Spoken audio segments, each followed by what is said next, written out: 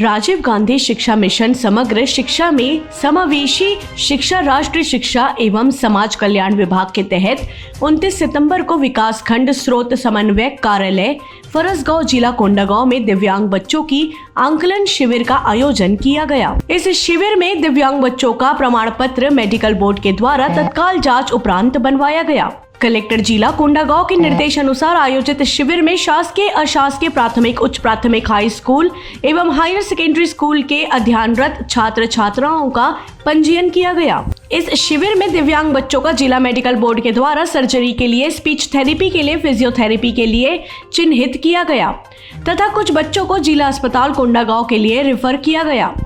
इस आंकलन शिविर में बच्चों को सामग्री एवं सहायक उपकरण प्रदान करने के लिए चिन्हांकित किया गया। इस आंकलन शिविर में 59 बालक एवं 68 बालिका कुल 126 का पंजीयन हुआ।